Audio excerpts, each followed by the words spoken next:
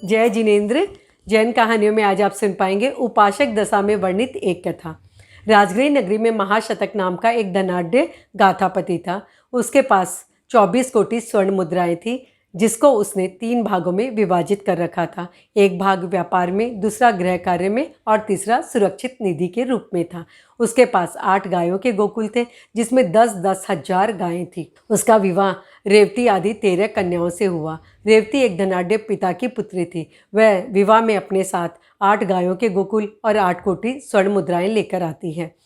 इतना सब होने के बाद भी महाशतक का जीवन सादगी से परिपूर्ण था। उसने भगवान महावीर से श्रावक के 12 व्रतों को ग्रहण कर लिया था। एक समय रेवती की चिंतन धारा विकृत हो जाती है। वह सोचने लगती है, जब तक मेरी ये 12 सौत रहेगी, मेरे पति का पूर्ण प्यार और समय मुझे नहीं मिल पाएगा। यह सोचकर उसने एक षड्यंत्र बनाया और अपनी 6 सौत को विष देकर और 6 सौत को शस्त्र प्रहार करके मरवा दिया, और इसकी किसी को भी जानकारी नहीं लग पाती है। स्वच्छंद रूप से मांस भक्षण करती, मदपान का सेवन करती और पूरी संपत्ति की वो एकाधिकारिणी बन जाती है। उसी वक्त संयोग की बात राजा श्रेणिक ने अपने नगर में घोषणा करवाई कि पंचेंद्रिय जीव का वध अब से मेरे नगर में नहीं हो सकेगा, कोई भी नहीं कर सकता है। ये फरमान जारी करवा दिया।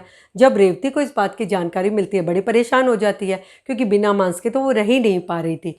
उसी वक्त उसने अपने एक सेवक को बुलाया और कहा, मेरे पिता के यहाँ से जो गोकुल मुझे मिले हैं, उसमें से 2 बछड़े को मारकर मेरे लिए लाओ। और प्रतिदिन वह उसका सेवन करने लगी।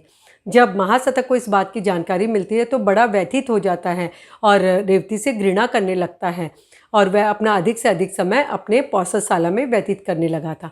उसी दौरान रेवती एक दिन कामुक बनी हुई काम याचना करने के लिए पौषधशाला में पहुंचती है, लेकिन महाशतक उसे बहुत ही धिक्कारता है, बुरी भली सुनाता है।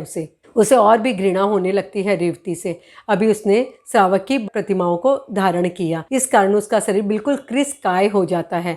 उसने अपना आयुष्य नज़दीक जाना और अनशन स्वीकार किया। अनशन में उसे अवधि ज्ञान की प्राप्ति हो जाती है। अनशन के दौरान रेवती उनके पास आती है, निर्लज्ज बनी हुई काम याचना करती है महाशतक से। महाशतक बड़ा समझाने का प्रयास करता है, लेकिन वो नहीं मानती है। इस पर क्रोधित होकर महाशतक ने कहा, तुम 7 दिन बाद मृत्यु को प्राप्त करोगी। वसुचिका से मरकर तुम पहले नरक में जाओगी। वहां तुम्हारा आयुष्य होगा 84,000 वर्ष का और अनेक दुखों को तुम भोगोगी। अपने पति से श्राप सुनकर बड़ी व्यथित हो जाती है। उसे बड़ी आत्मग्लानि होती है। अपने शुद्ध भावों के साथ उसने अपना आयुष्य पूरा किया, लेकिन मरकर जाती है पहली नारकी में। कुछ समय पश्चात भगवान महावीर का पदार्पण होता है राजगृह नगरी में।